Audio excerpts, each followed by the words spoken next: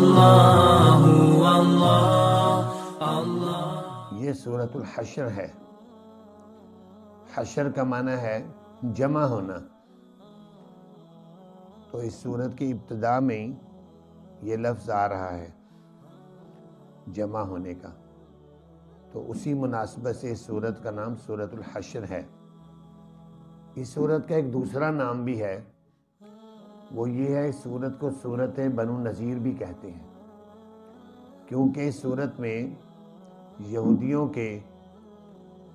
قبائل میں سے قبیلے بنو نذیر، اس کو مدینہ منورہ سے جلا وطن کیا گیا۔ نبی پاک صلی اللہ علیہ وسلم نے ان کو نکال باہر پھینکا مدینہ منورہ سے، ان کی شرارتوں کی وجہ سے، ان کی سازشوں کی وجہ سے، اس لیے سورت کو بنو نذیر بھی کہتے ہیں۔ اس سورت کا پس منظر یہ ہے کہ آن حضرت صلی اللہ علیہ وسلم جب مدینہ منورہ ہجرت کر کے پہنچے تو آپ نے یہ مناسب سمجھا کہ یہود اور دوسرے جتنے بھی قبائل کے لوگ، مذاہب کے لوگ مدینہ منورہ اور اس کے ارد گرد پاس پاس رہتے ہیں، ان کے درمیان میں ایک معاہدہ کر دوں، اور اس معاہدے کو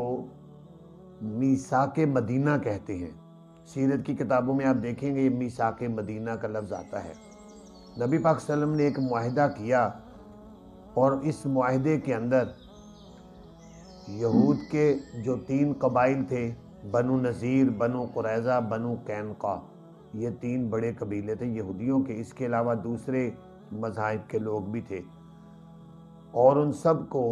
کہا کہ یہ معاہدہ کر لیتے ہیں، اس میں ہم سب کا فائدہ ہے۔ اب مثلا اس میں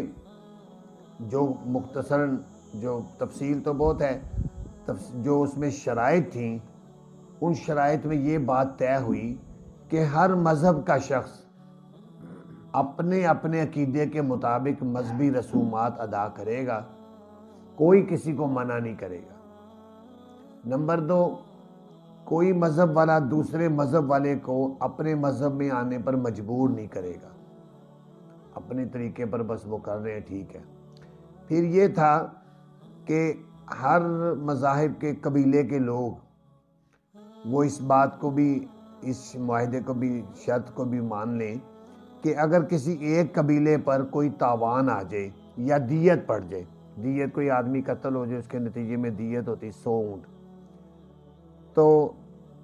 باقی قبیلے والے بھی اس دیت میں اس قبیلے کا تعاون کریں گے،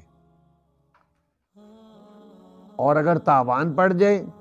تو ایک قبیلے پر تاوان پڑا ہے لیکن باقی قبیلوں والے مل کر اس کی ہیلپ کریں گے اس تاوان کو ادا کرنے میں۔ اسی طرح اس میثاق مدینہ کے معاہدے میں یہ شرط بھی تھی کہ اگر کوئی بیرونی حملہ آور مدینہ منورہ پر حملہ کیا اس نے، تو سارے قبائل متحد ہو کر اس کا مقابلہ کریں گے۔ یہ شرائط جو مختصراً میں نے اس کے علاوہ بھی ہیں طے کی گئی، اور اس پر سب قبائل کے بڑے بڑے لوگوں نے دستخط کر دیے، معاہدہ طے پا گیا۔ لیکن یہودی جو تھے انہوں نے دستخط تو کیے لیکن اس معاہدے کی پابندی بھی نہیں کی، اور مسلسل شرارتوں میں مصروف رہے، حتیٰ کہ جب غزوہ احد ہوا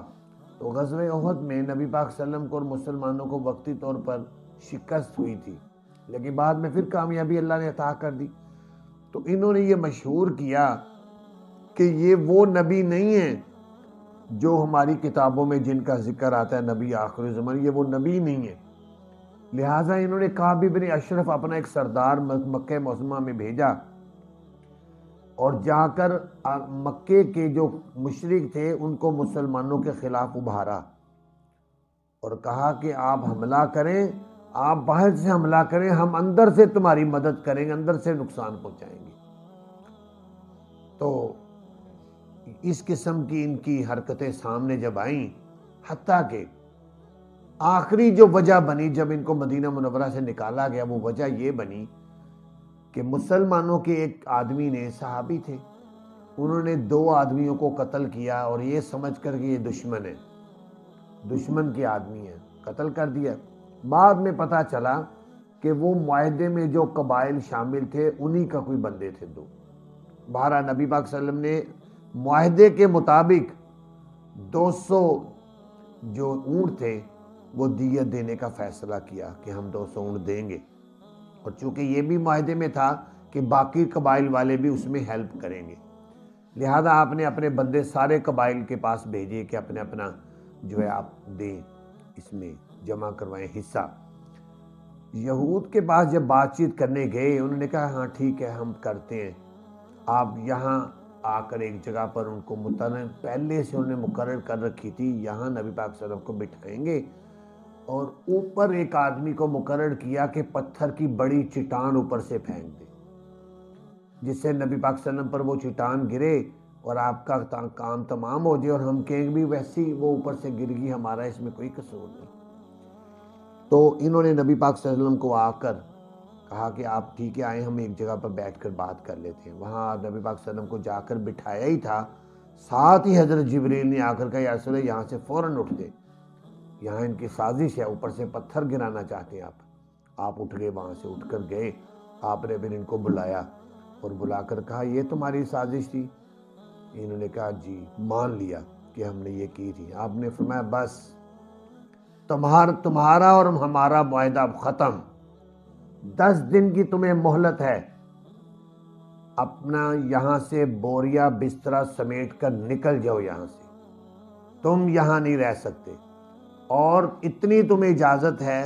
کہ تم اپنے گھر کا ساز و سامان جو لے جانا چاہتے ہو لے جاؤ، اسلحہ کی تمہیں ایک چیز بھی لے جانے کی اجازت نہیں ہے۔ لہذا 10 دن کے اندر انہوں نے اپنے دروازے،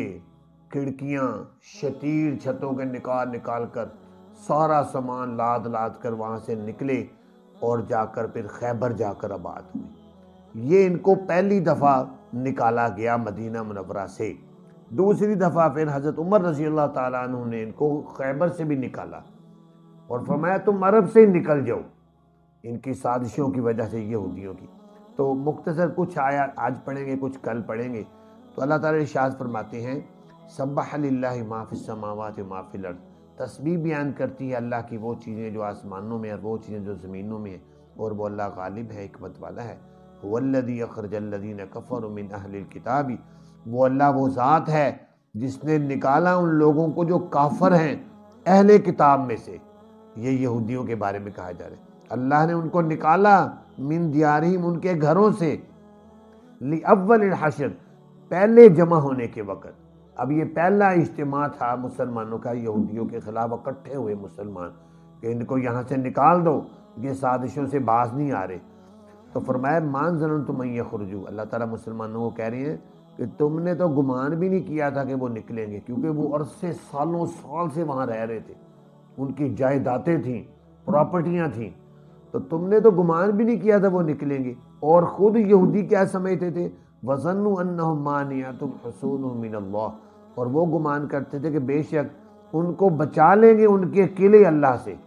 وہ اپنے قلعوں میں محفوظ ہو جائیں گے اور یہ کچھ بھی نہیں ہمارا کر سکیں گے۔ فَآتَاهُمُ اللَّهُ مِنْ حَيْثُ لَمْ يَحْتَسِبُوا، پھر آیا ان کو اللہ ایسی جگہ سے کہ جن کو انہوں نے گمان بھی نہیں کیا، اللہ نے ان کو ایسا پکڑا کہ ان کے وہم و گمان میں بھی نہیں تھا۔ شروع میں انہوں نے مقابلہ کرنے کی کوشش کی، ہم مسلمان کا مقابلہ کریں، لیکن ٹھہر نہیں سکے، آخر دوڑ کر جا کے ایک قلعے میں چھپ گئے۔ نبی پاک صلی اللہ علیہ وسلم نے صحابہ کے ساتھ اس قلعے کا محاصرہ کر لیا۔ آخر کار چند دن کے بعد انہوں نے فوراً کہا کہ ہم ٹھیک ہے یہاں سے جاتے ہیں۔ تو فرمایا وَقَذَفَ فِي قُلُوبِهِمُ الرُّعْبَ، ڈال دیا اللہ نے ان کے دلوں میں رعب مسلمانوں کا۔ يُخْرِبُونَ بُيُوتَهُمْ بِأَيْدِيهِمْ، وہ خراب کر رہے تھے اپنے گھروں کو اپنے ہاتھوں سے، کھڑکیاں دروازے اتار رہے ہیں، چیزیں توڑ رہے ہیں، وَأَيْدِي الْمُؤْمِنِينَ، مومنین کے ہاتھوں سے بھی، کیونکہ مومنین نے ان کو چھوڑنا نہیں تھا۔ فَاعْتَبِرُوا يَا أُولِي الْأَبْصَارِ، پھر عبرت حاصل کرو تم اے بصیرت والو۔ دیکھو نبی پاک صلی اللہ علیہ وسلم کے ساتھ جو ہے بدعہدی کرنے کا یہ نتیجہ نکلا، لہذا فرمایا جو لوگ ہیں معاہدے کرنے والے نبی پاک صلی اللہ علیہ وسلم کے ساتھ، وہ عبرت حاصل کر لیں، جو ان کا انجام ہوا ان کا بھی ہوگا، لہذا اس معاہدے کی پابندی کریں۔ اور نبی پاک صلی اللہ علیہ وسلم نے ویسے بھی، ایک ہوتا ہے وعدہ، ایک ہوتا ہے اس کو عربی میں وعدہ کہتے ہیں، اور جو ایک ہوتا ہے عہد۔ وعدہ ہوتا ہے کہ آپ شخصی طور پر کسی کو کہیں کہ میں یہ کام کروں گا، اور عہد یہ ہوتا ہے کہ کسی جماعت کے ساتھ آپ معاہدہ کریں۔ تو وعدے کی بھی پوچھ ہوگی اور عہد کی بھی پوچھ ہوگی اگر آپ نے وعدہ پورا نہیں کیا یا عہد کو پورا نہیں کیا۔ اس لیے مسلمان کو قرآن پاک میں کہا ان العہد کان مسئولا، عہد اور وعدے کی قیامت کے دن پوچھ ہوگی۔ تو اس لیے مسلمان جو بھی وعدہ کرے، عہد کرے، اس پر پورا اترے۔ اللہ تعالیٰ سے دعا ہے اللہ تعالیٰ ہمیں قرآن پاک کو سمجھنے کی توفیق عطا فرمائے۔